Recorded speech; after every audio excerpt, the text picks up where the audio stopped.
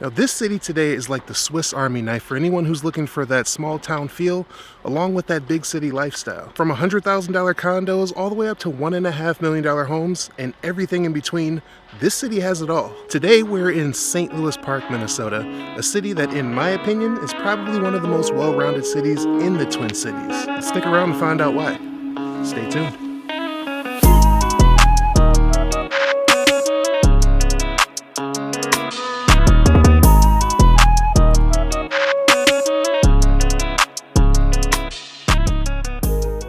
Welcome to Moving to Minnesota, the channel that's dedicated to teaching you everything you need to know about what it's like moving here and living here.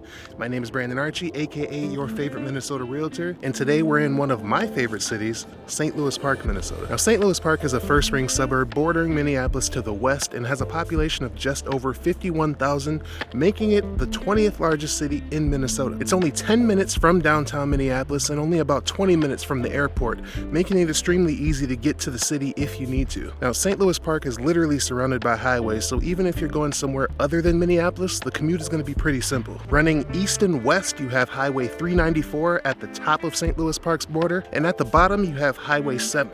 Then running north and south, you have Highway 169 and Highway 100. Okay, so besides being so close to Minneapolis, what makes St. Louis Park so great? Well, in my opinion, it's because it's so well-rounded in the sense that even though it's a first-ring suburb, you really wouldn't think it was if you weren't able to literally look up and see downtown Minneapolis. You'll find all your major stores here like Target, Home Depot, Costco, and others.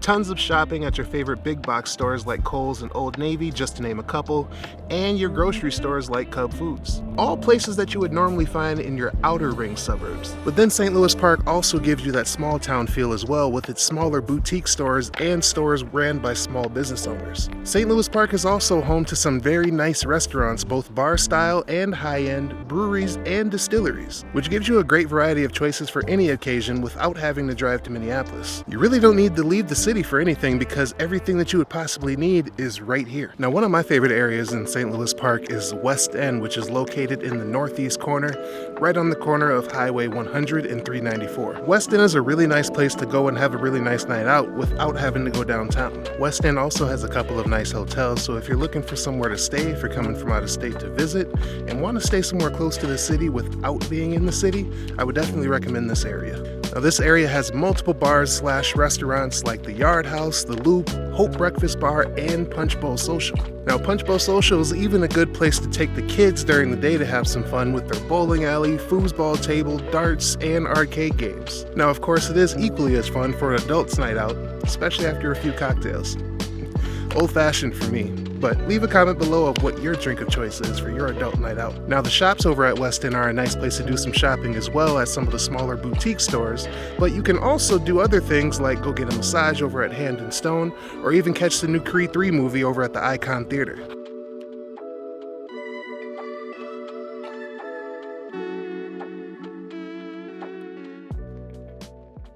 Now, another nice area of St. Louis Park is Excelsior Blvd to the south. Now, this long stretch is full of everything you need from coffee.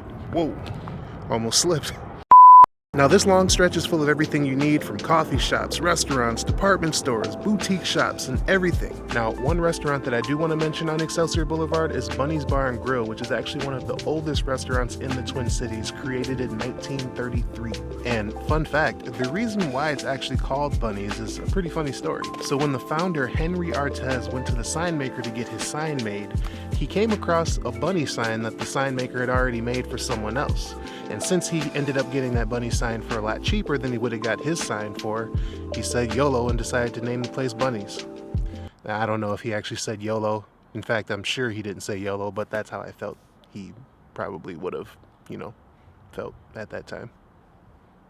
You're also only 5 minutes away from the lake formerly known as Lake Calhoun, which is the biggest lake in Minneapolis. Now, the lake does actually have a new name, and it's not called Lake Calhoun anymore, but in full transparency, I have zero clue how to pronounce it, so instead of butchering the name, I just decided to say formerly known as.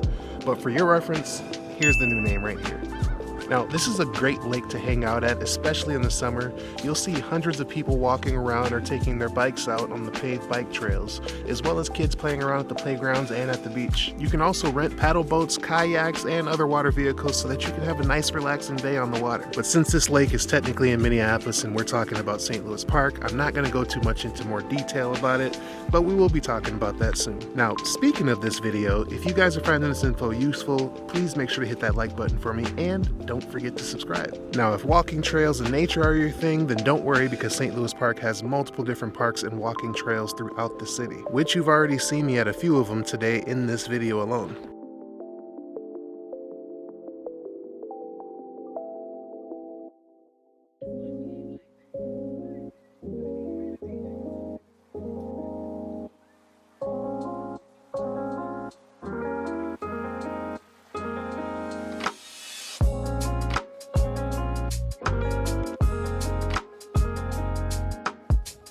Alright, so now let's talk about schools for a minute. St. Louis Park Schools gets a B+ overall via niche.com, and they've even been nationally recognized. And the school district is ranked 94 out of 352 school districts in Minnesota. Now, St. Louis Park has 4 elementary schools, one of them being a Spanish immersion school, 1 middle school, and 1 high school. Now, if you have kids or are planning on having some and education is important to you, you really can't go wrong in St. Louis Park. Alright, now so let's go over some quick demographics. Now, as I mentioned earlier in the video, St. Louis Park has a population of just over 51,000 and has a median household income of just over $101,000 a year. And the median age for residents in St. Louis Park is 36 years old, which is why, in my opinion, St. Louis Park is great for young professionals. Now, one stat that I found interesting, but not really that surprising, is the fact that in St. Louis Park, the homeownership rate is only 57%. Now, for context, if you look at my Crystal, Minnesota video in which I posted a couple weeks ago, Crystal actually has an average homeownership rate of 75%, and Edina has a homeownership rate of 69%. Now, although the homeownership rate in St. Louis Park is lower than a couple of the other cities that I've looked at, once you drive through St. Louis Park, you can actually see why, because there are a lot of apartments.